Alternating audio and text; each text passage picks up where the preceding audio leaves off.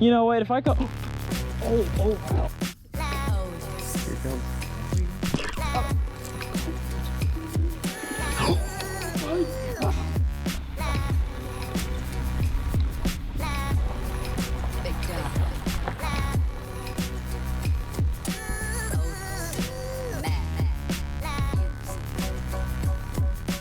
Just drift into here. Wow, you look good. Cold. I'm old, Don't say that. but I'm ready to fish. This is the first time you've ever been featured on my channel. Love it. This is Matt from SB Fishing. If you don't already know, you should know. This dude is the greatest YouTuber I've maybe ever met in my life. You're too kind. Not true. Don't believe anything I mean, he says. he did have me sleep outside last night. Well, it was either just outside or in the van. Oh, yo. Your choice, buddy. I wanted the true Virginia way, and I was outside. We're gonna go and throw swim baits for the next couple of days in hopes of getting bit.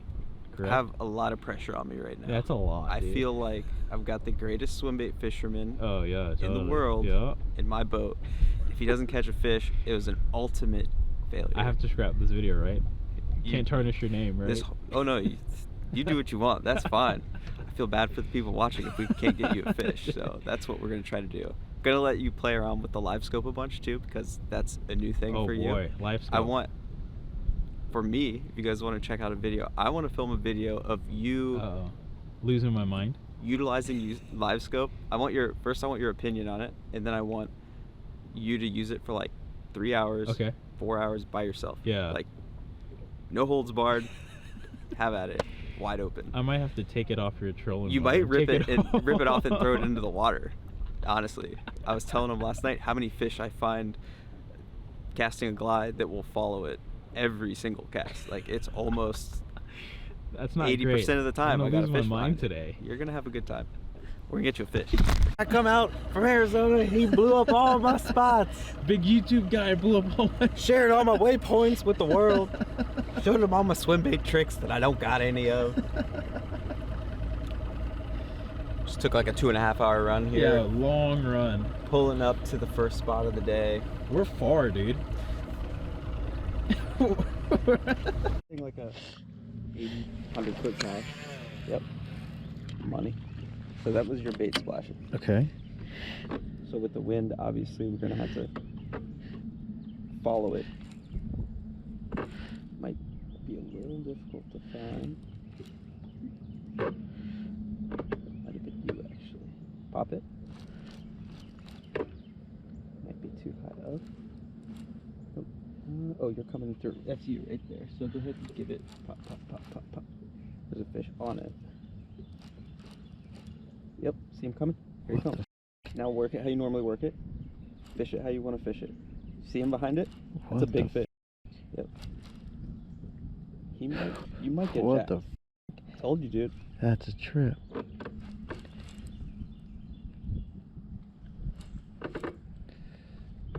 Like, he's like right here. That's not small.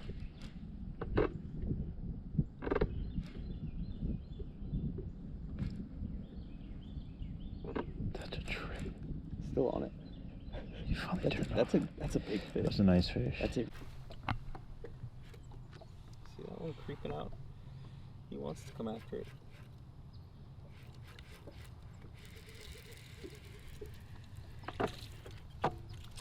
So you've been playing with live scope and glide baits recent, and you've had pretty good success, but more often than not, you're just getting followers.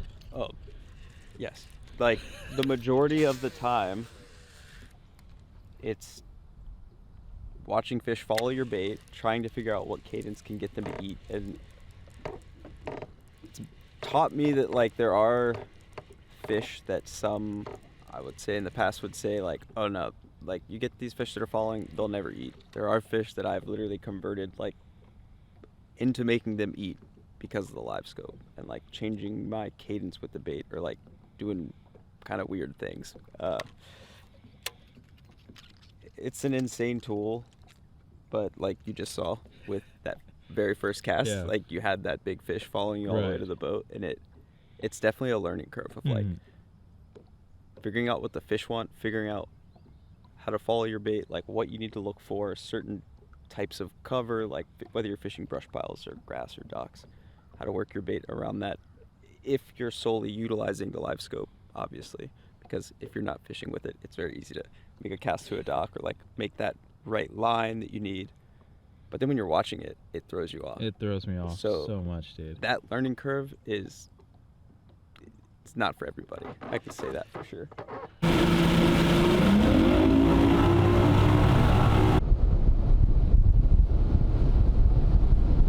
With live scope and glide baits, how often are you using it? Is it 80% of your day is using it, 70, 20%, or does it kind of just depend? It just depends. Like if I see, so I'll put it this way. First, for me, it's something that I'll like glance at if I'm fishing a bank like this, right?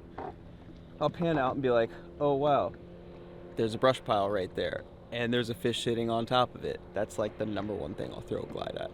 If you can see a fish sitting on top of a brush pile, I find like they are going to be the most active, the fish that you can bring the glide over, and they will at least come look at it, like you saw on that first cast.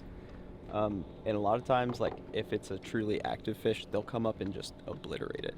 So it's, you know, something that I'm using throughout the entire day, looking for things out in front of the boat that I'm not actively fishing. Yeah. Whole setup is sick, actually. I really like the rod too. You can really feel a load when you go to cast that thing. It's nice. So sick. That's nice that you can rip the bait out of the grass. Like it Mhm. get stuck in there like cattails. Yeah. Back home it's so annoying because the cattails is. Are they hard to rip through? God. If Like they're impossible. healthy, Yeah. It's like Yeah. I'm gonna catch one right here. do it. You ready? Oh, okay. Here he comes. I'm waiting. Got him. I'm waiting. Got him. You got him? Yep. You got him? Yep.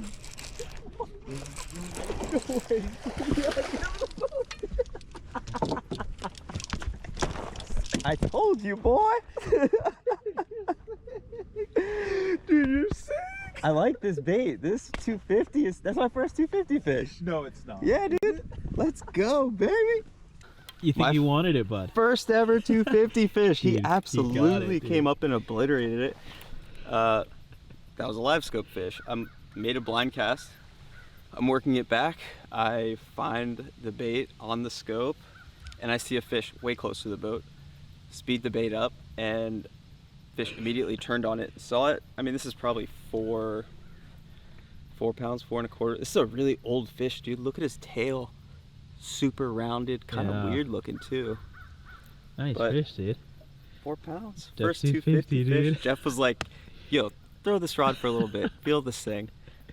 Amazing.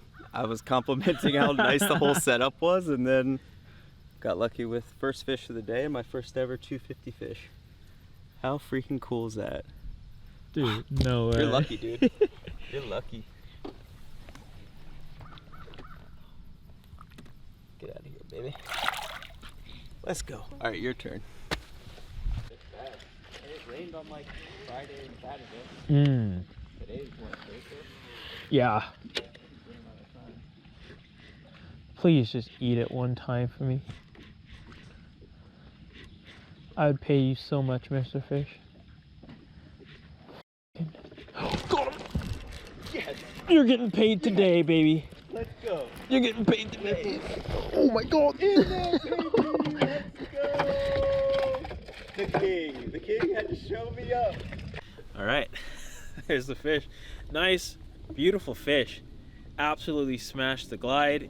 Fish in this dock, I was saying, I really hope I can get bit and I'll pay you, Mr. Fish, and she absolutely smoked that bait.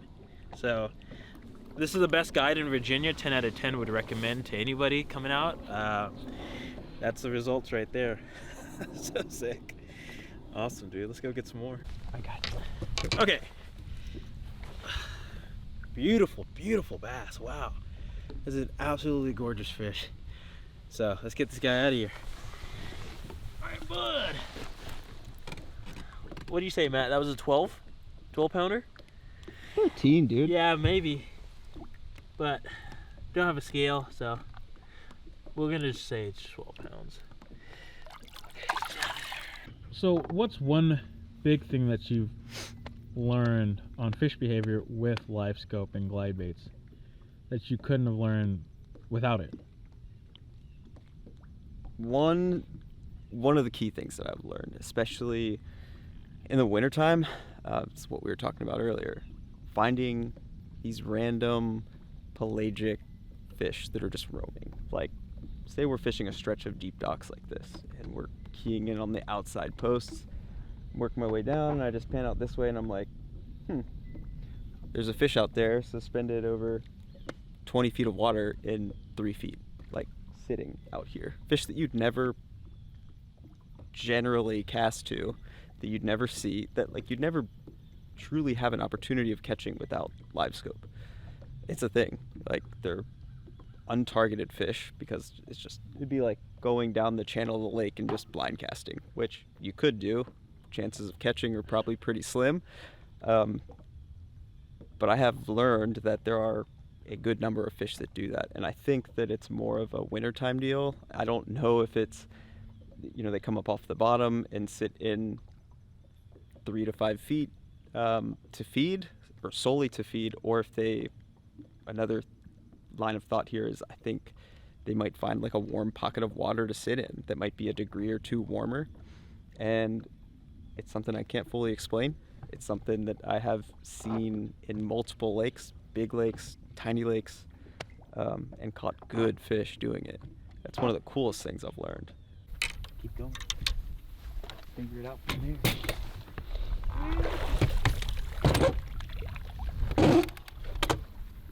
She needs a little grease.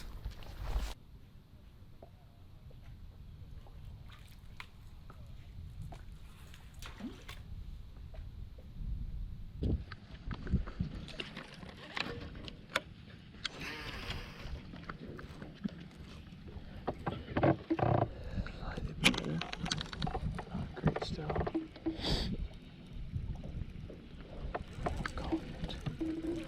Oh my god! That was big. Oh my god! Buddy? Well, I had one of the gnarliest miss blow-ups I've ever had in my life. I mean, it was just coming. Dude, like that thing, if I would have just randomly stopped it, it would have ripped the rod out of my hands, because that thing was coming full speed, bro. What in tarnation, dude? Too much, dude. Maybe like the shed. Maybe this. Like the dock. Like that, I would never want a house that big. Aren't you gonna raise your 4 kids? Oh! Yo, you got the eyeball. You said I want to go fish that dock. How did he not get hurt? I don't know. It's that rod, dude. Dude, you would think I don't have hooks on this thing. He disappeared the bait. Yeah. Dude. Sorry. Oh, that was crazy. Oh. Oh, got him that time. I got you that time, girl. Wait, no way. Nice fish, skinny, but luckily it came back, ate that canine twice. This is our 3rd fish of the day. Oh, I told Matt, I was like, hey, let's go fish that dock. And he's like, that dock? That's a good dock. And what happened? We caught a fish. Super secret Virginia lake. All right, see you later. He's gonna jump.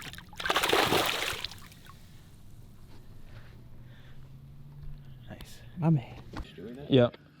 That's how, well, sometimes you could be off and they'll come out and eat it, but I always found that if you just make it like closer to where you want them to eat it, they'll just fucking bite it. It's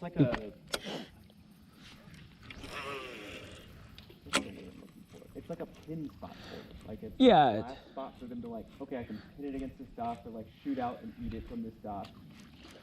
Yeah, because if you don't get it close to the dock, they might just come out and follow it instead of commit to the bait. And that's like that. Nice. Like that. Yes, sir. That was weird.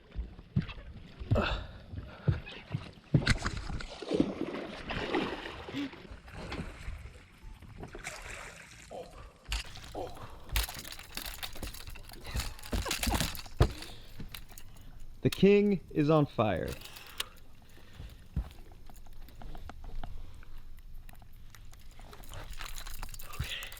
you're all right, Mike. Yes. Another beautiful fish. Oh my God, this is so much fun. This one's probably close to 5. Absolutely trying to explain to Matt, hey, if you get it close to the dock, then you normally just eat it there. That one ate it outside of the dock. But that's insane. Beautiful fish though, awesome. One of my absolute favorites for dirty water, and they've been eating it pretty good today. This one's no exception. Beautiful, healthy fish. Gorgeous, gorgeous bass. Love it, dude, I love it. Okay. All right, nice fish. She's biting me. She's biting me. Oh. Nice fish.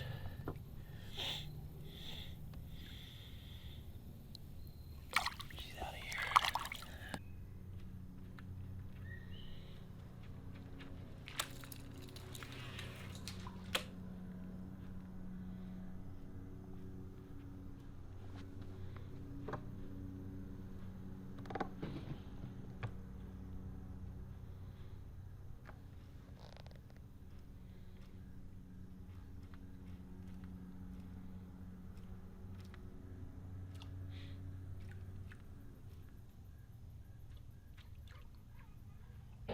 Yeah, having a big house has just never been appealing. It's more like I want a small house, but it's connected to a massive garage for all of my fucking boats, all my gear.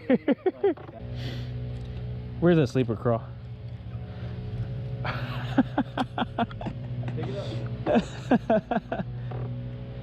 I come this far just to pick it up. I'm gonna fish the sleeper. I'm gonna end the video with the sleeper crawl, guys. Thanks for watching. Appreciate it. Dude, it would be an instant thumbs down. Yeah. Just something dumb. You know what? If I go. Oh wow. No, you're good, dude. You're good.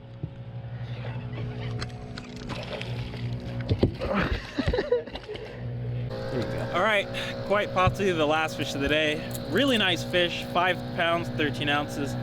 Matt doesn't trust the scale, but it feels about that. Again, on that DRT Clash 9. We kind of patterned them here at the end of the day, started fishing docks, and it's been panning out pretty good, I'd say. So, what an epic day. Probably one of the best days of swimbait fishing I've had in quite a long time. I don't know final weight for the day, but it's up there. Beautiful, beautiful fish. Wow. So sick. One last look at that fish. Gorgeous, gorgeous fish. So crazy. Okay. She's good. See you later, boss. Ridiculous, dude.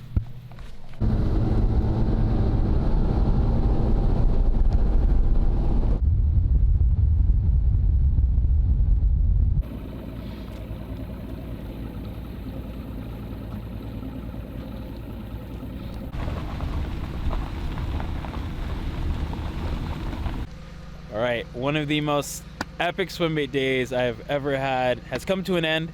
What a second half.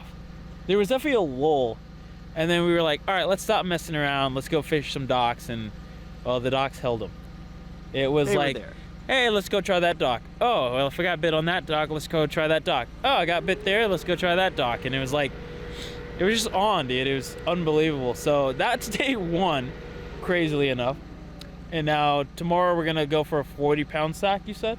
At least. Yeah, at least maybe a 40 45. pounds. Depends how tired you are after the Yeah. all-day grind. But I think you can make it happen. Dude, I'm down for whatever, as long as they bite like they did today. So thank you guys so much for watching, and tune in for episode 2 out here in Virginia. So let's get out.